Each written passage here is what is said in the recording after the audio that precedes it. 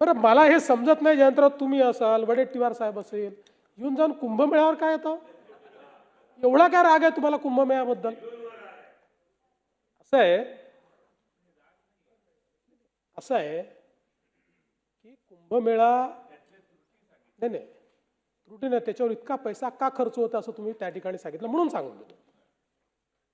कुंभमेळा हा दर 12.5 वर्षांनी येणारा हे जगातलं इनटेंजिबल हेरिटेज आहे.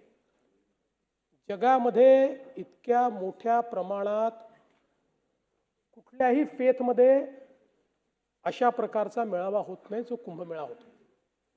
आणि म्हणून ही एक आपली इनटेंजिबल फेथ आहे. आणि याच्यामध्ये आपण जर बघितलं असेल तर कुंभमेळा एक असा आहे की ज्या ठिकाणी कोणी कोणाला जात विचारत नाही.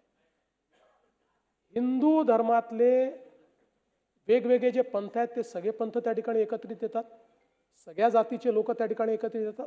आणि हिंदूच नाही, अलीकडच्या काळात वेगवेगळ्या धर्मीय लोक देखील त्या कुंभमेळ्यामध्ये एकत्रित येतात.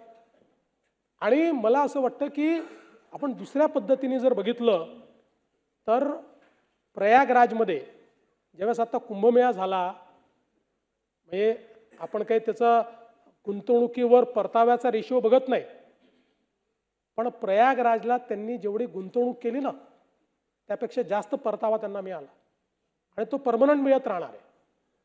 शेवटी या कुंभमेळ्यामध्ये आपण ज्या व्यवस्था करतो त्या काही कुंभमेळ्यापुरतं नाही आहेत.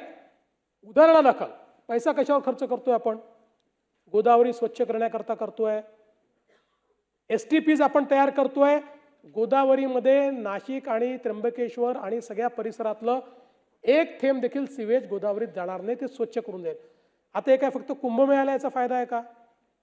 पर्यावरणाकरता जे आपल्या उपाययोजना त्यातली प्रमुख उपाययोजना आहे. कुंभमेळ्याकरता आपण रस्त्यांचं रुंदीकरण करतोय, आपण रिंग रोड तयार करतोय, तिथलं नवीन एअरपोर्ट आपण तयार करतोय. हे झाल्यामुळे भविष्यात या सगळ्या व्यवस्थांमुळे जे काही धार्मिक पर्यटन आहे किंवा इतर प्रकारचं पर्यटन आहे त्याच्याही नकाशावर आज तुम्ही बघा, अयोध्येतल्या मंदिरामुळे आणि काशी विश्वनाथच्या मंदिराचा कॉरिडॉर झाल्यामुळे 10 कोटी लोक झाले. 10 कोटी. अर्थव्यवस्था बदलून गेली राज्याची. म्हणजे आता समजा तो सगळा कॉरिडॉर जो काही अयोध्येचा तयार झाल्याचं मला माहित नाही, 1000, 2000, 3000 कोटी लागले असतील, पण त्यांनी अर्थव्यवस्था बदलून गेली. त्या राज्यामध्ये इतक्या मोठ्या प्रमाणात लोक जायला लागले. आणि म्हणून मला असं वाटतं की आपण एक लक्षात घेतलं पाहिजे की हे काही आपण कुठे पैसे उचलून काहीतरी अशा गोष्टी करतो की ज्या त्या क्षणी संपणार आहेत, अशा गोष्टींवर फार कमी खर्च असतो. ज्या शाश्वत विकासाच्या व्यवस्था आहेत, जसं आम्ही हा निर्णय केला की आता कुंभमेळ्याच्या निमित्ताने जे आपण रस्ते करतो ते आपण 12 वर्षापूर्वी देखील केले होते, त्यानंतर 2दा पुन्हा केले, तर यावेळेस ते आपण कॉन्क्रीटचे करू. म्हणजे 40 वर्ष आपल्याला 30 वर्ष आपल्याला त्या रस्त्यांकडे पाहावं लागणार नाही. अशा दृष्टीनं एक शाश्वत शहर हे कुंभमेळ्याच्या माध्यमातून आपण तयार करतो. आणि म्हणून मला असं वाटतं की ठीक आहे, शेवटी आपल्या प्रायोरिटीज असतात, ही जास्त महत्त्वाची का ती जास्त, सगळ्याच महत्त्वाच्या आहेत, पण ही पण महत्त्वाची प्रायोरिटी आहे, हे देखील आपण लक्षात घेतलं पाहिजे. आज एका कुंभमेळ्याने UPचं ब्रँडिंग संपूर्ण जगामध्ये झालं, संपूर्ण जगात झालं. आणि आपल्यालाही नाशिक कुंभमेळ्यातनं जगामध्ये महाराष्ट्राचं ब्रँडिंग करायचं आहे. त्या दृष्टीनं हा कुंभमेळा नीट झाला पाहिजे, व्यवस्था नीट राहिल्या पाहिजेत, सोयी नीट करता आल्या पाहिजेत, क्राऊड मॅनेजमेंट नीट झालं पाहिजे.